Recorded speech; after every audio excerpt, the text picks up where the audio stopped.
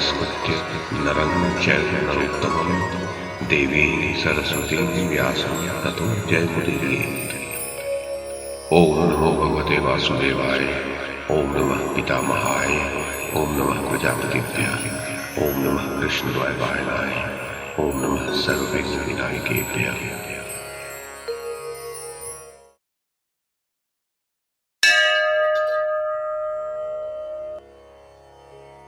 वैशंपायन जी कहते हैं, राजन, धर्मराज युधिष्ठिर इंद्रप्रस्थ के मार्ग से बहुत दूर तक चले गए थे।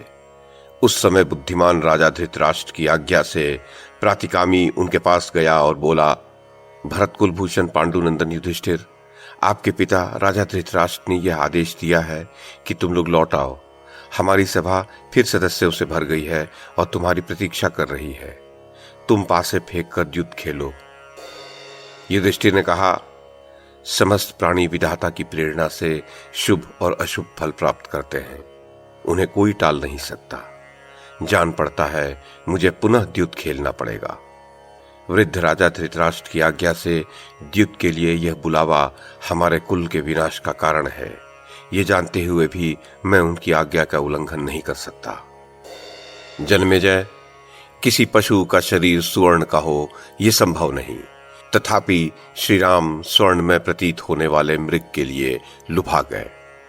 जिनका पतन या पराभव निकट होता है, उनकी बुद्धि प्रायः अत्यंत विपरीत हो जाती है। ऐसा कहते हुए पांडुनंदन युधिष्ठिर भाइयों के साथ पुनः लौट पड़े। वे शकुनी की माया को जानते थे, तब भी द्युत खेलने के लिए चले आए। जन्मेजय, तदोपरांत महारथी पांडव पुनः उस सभा में प्रविष्ट हुए। उन्हें देखकर सुहृदों के मन में बड़ी पीड़ा होने लगी। प्रारब्ध के वशीभूत हुए कुंती कुमार संपूर्ण लोकों के विनाश के लिए पुनः द्युत क्रीड़ा आरंभ करने के उद्देश्य से चुपचाप वहां जाकर बैठ गए। तब शकुनी ने कहा, भरत श्रेष्ठ, हमारे वृद्ध महाराज ने आपको जो सारा धन लौटा दिया वह बहुत अच्छा किया। अब द्युत के लिए एक ही दांव रखा जाएगा, उसे सुनिए। यदि आपने हम लोगों को द्युत में हरा दिया तो हम मृग चर्म धारण करके महान वन में प्रवेश करेंगे और 12 वर्ष वहां रहेंगे एवं 13वां वर्ष हम जन समूह में लोगों से अज्ञात रहकर पूरा करेंगे। और यदि हम 13वें वर्ष में लोगों की जानकारी में आ गए तो फिर दोबारा 12 वर्ष वन में रहेंगे। यदि हम जीत गए तो आप लोग द्रौपदी के साथ 12 वर्षों तक मृग चर्म धारण करते हुए वन में रहेंगे। आपको भी 13वां वर्ष जनसमूह में लोगों से अज्ञात रहकर व्यतीत करना पड़ेगा और यदि ज्ञात हो गए तो फिर दोबारा 12 वर्ष वन में रहना होगा। 13वां वर्ष पूर्ण होने पर हम या आप फिर वन से आकर यथोचित रीत से अपना अपना राज्य प्राप्त कर लेंगे। भरतवंशी युधिष्ठिर, इसी निश्चय के साथ आप आइए और पुनः पासा फेंक कर हम लोगों के साथ युद्ध खेलिए। जन्मेजय, ये सुनकर सब सभासदों ने सभा में अपने हाथ ऊपर उठाकर अत्यंत उद्विग्न चित्त हो बड़ी घबराहट के साथ कहा, धिक्कार है, ये भाई बंधु भी युधिष्ठिर को उनके ऊपर आने वाले महान भय की बात नहीं समझाते। पता नहीं ये भरत श्रेष्ठ युधिष्ठिर अपनी बुद्धि के द्वारा इस भय को समझे या न समझे।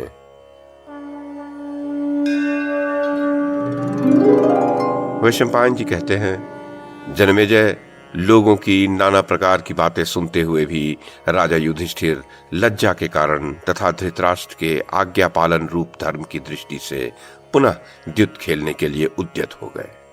परम बुद्धिमान युधिष्ठिर द्युत का परिणाम जानते थे, परंतु ये सोचकर कि संभवतः कुरुकुल का विनाश बहुत निकट है, वे द्युत क्रीड़ा में प्रवृत्त हो गए।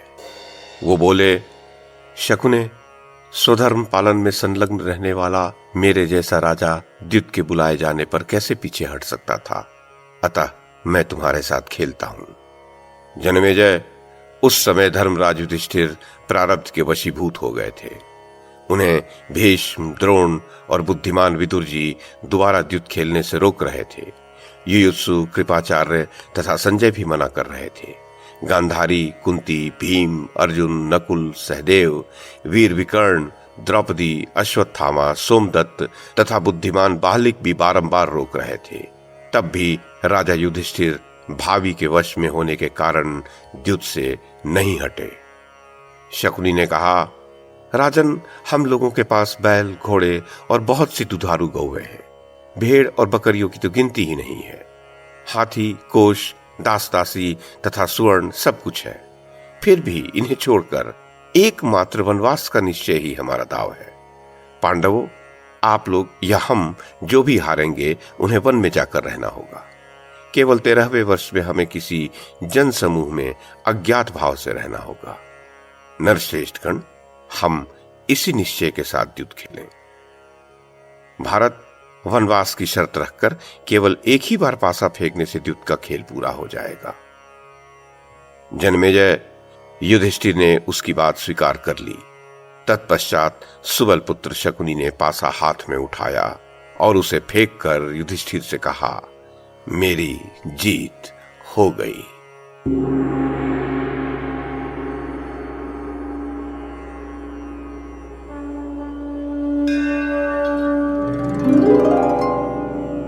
वैशंपायन जी कहते हैं, राजन, तदनंतर द्युत में हारे हुए कुंती के पुत्रों ने वनवास की दीक्षा ली और क्रमशः सबने मृगचर्म को उत्तरीय वस्त्र के रूप में धारण किया। जिनका राज्य छिन गया था वे शत्रुदमन पांडव जब मृगचर्म से अपने अंगों को ढककर वनवास के लिए प्रस्थित हुए, उस समय दुशासन ने सभा में उनको लक्ष्य करके कहा, धृतराष्ट्र पुत्र महामना राजा दुर्योधन का समस्त भूमंडल पर एक छत्र राज्य हो गया। पांडव पराजित होकर बड़ी भारी विपत्ति में पड़ गए। आज ये पांडव समान मार्गों से, जिन पर भीड़ के कारण जगह नहीं है, वन को चले जाएंगे। हम लोग अपने प्रतिपक्षियों से गुण और अवस्था दोनों में बड़े हैं, अतः हमारा स्थान उनसे बहुत ऊंचा है। कुंती के पुत्र दीर्घ काल तक के लिए अत्यंत दुख रूप नरक में गिरा दिए गए। ये सदा के लिए सुख से वंचित तथा राज्य से हीन हो गए हैं। जो लोग पहले अपने धन से उन्मत्त हो धृतराष्ट्र पुत्रों की हंसी उड़ाया करते थे, वे ही पांडव आज पराजित हो अपने धन वैभव से हाथ धोकर वन में जाने को हैं।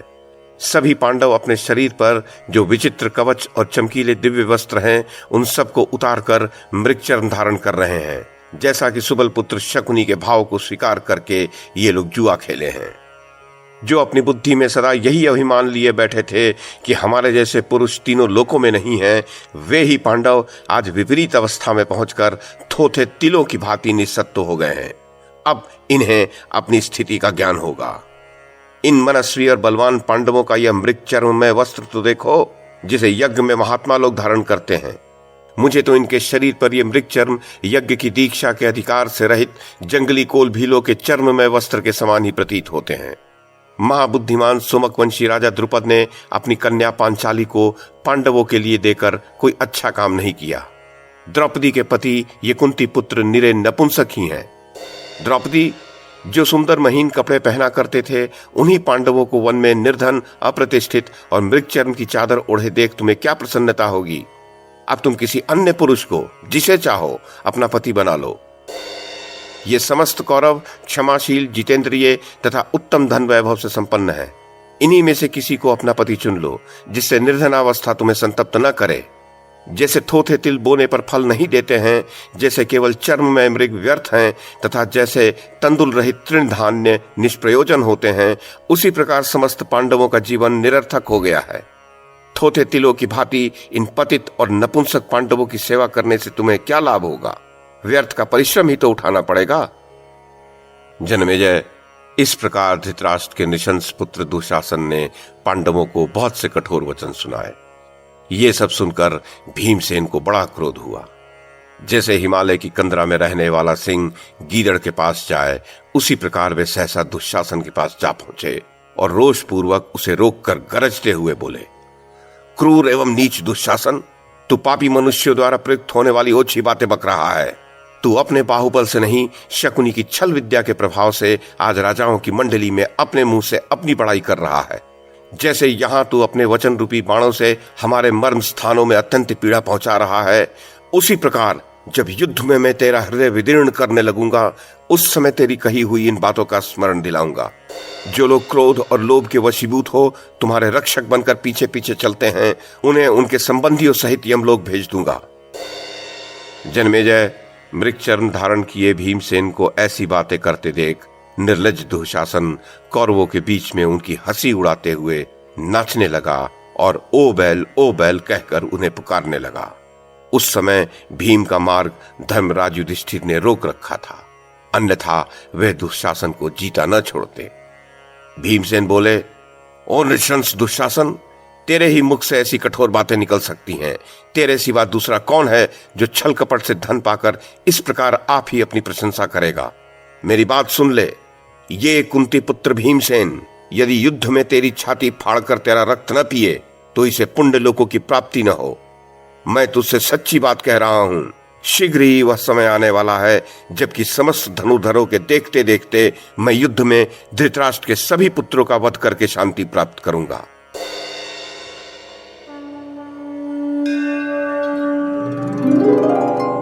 वैशंपायन जी कहते हैं, जन्मेजय, जब पांडव लोग सभा भवन से निकले उस समय मंद बुद्धि राजा दुर्योधन हर्ष में भरकर सिंह के समान मस्तानी चाल से चलने वाले भीमसेन की खिल्ली उड़ाते हुए उनकी चाल की नकल करने लगा।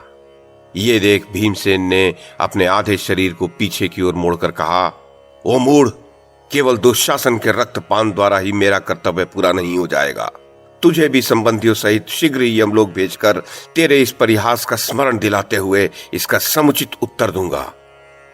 जन्मेजय, इस प्रकार अपना अपमान होता देख बलवान एवं मानी भीमसेन क्रोध को किसी प्रकार रोककर राजा युधिष्ठिर के पीछे कौरव सभा से निकलते हुए बोले, मैं दुर्योधन का वध करूंगा, अर्जुन कर्ण का संहार करेंगे और इस छली शकुनी को सहदेव मार डालेंगे।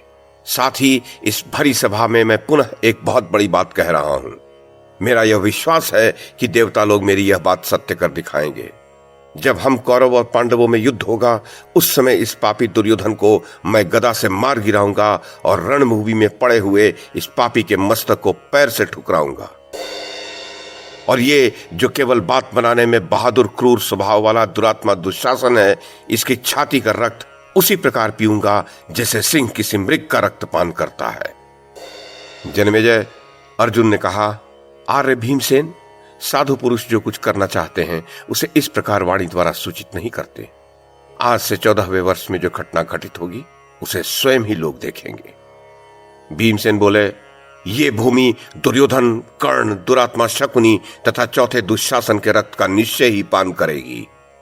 अर्जुन ने कहा, भैया भीमसेन, जो हम लोगों के दोषी ढूंढा करता है, हमारे दुख देखकर प्रसन्न होता है, कौरवों को हीन परामर्श देता है और व्यर्थ बढ़ चढ़कर बातें बनाता है, उस कर्ण को मैं आपकी आज्ञा से अवश्य युद्ध में मार डालूंगा।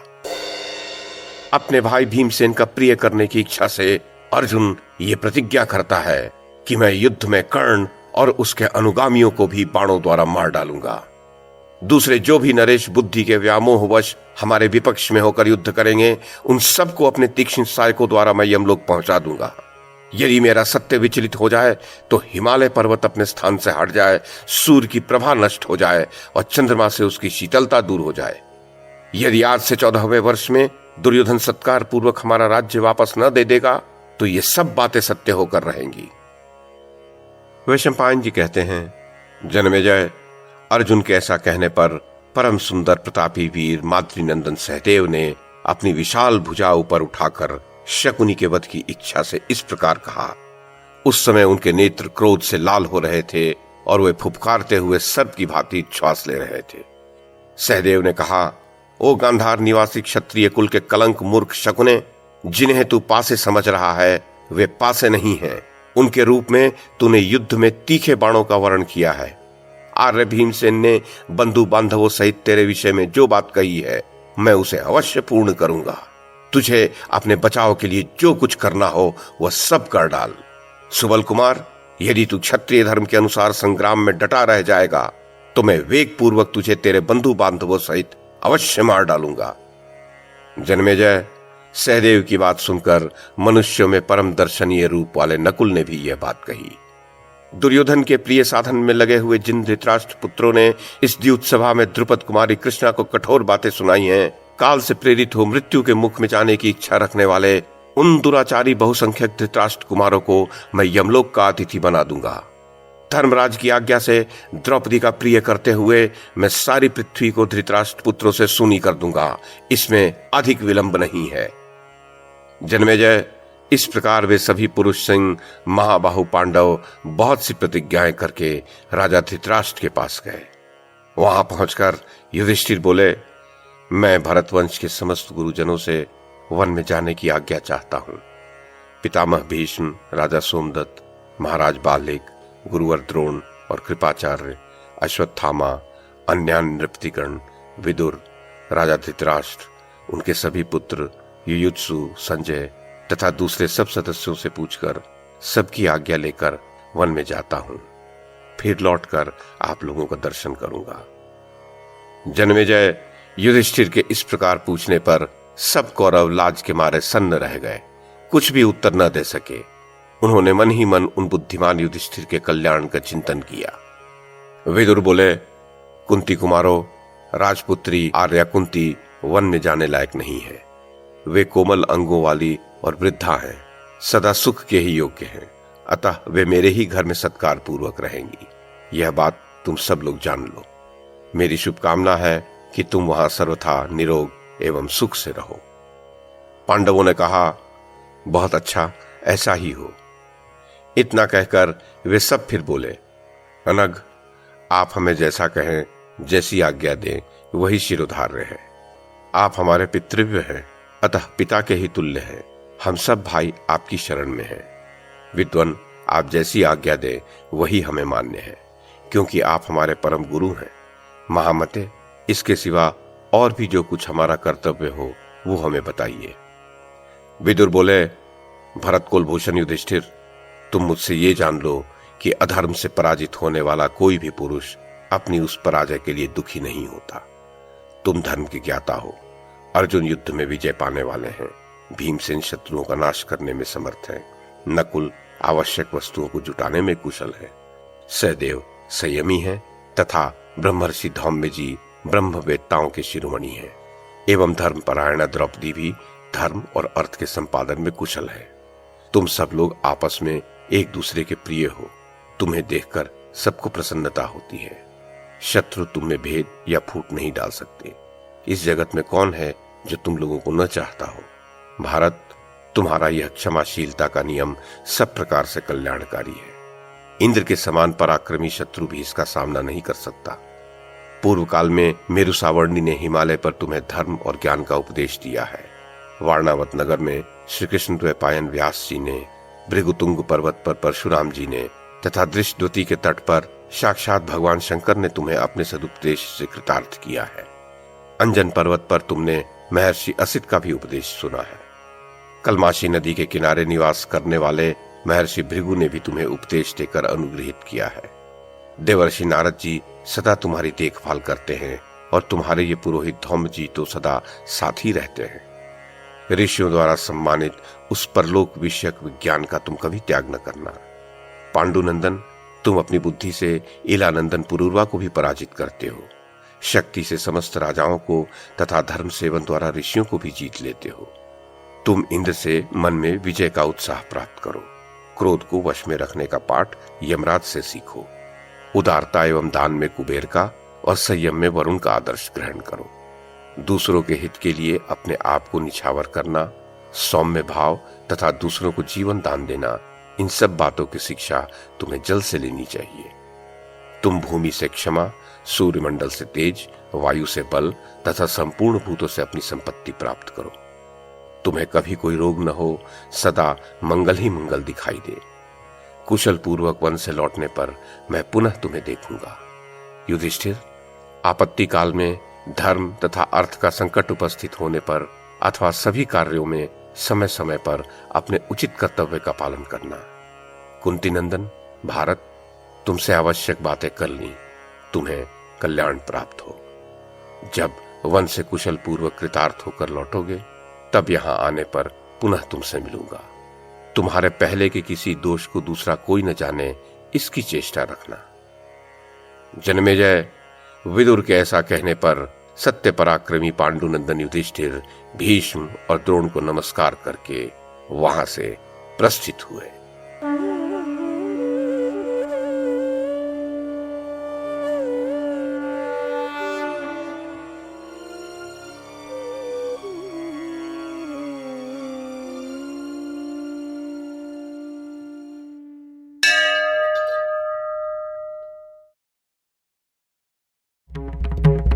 YouTube के माध्यम से महाभारत की कथा को एक श्रृंखला के रूप में प्रस्तुत करने का हमारा ये प्रयास यदि आपको सराहनीय लगा हो तो कृपया इस कड़ी को लाइक और शेयर करें, चैनल को सब्सक्राइब करें और बेल आइकन को दबाएं। साथ में अन्य लोगों को भी देखने के लिए प्रेरित करें। धन्यवाद और नमस्कार।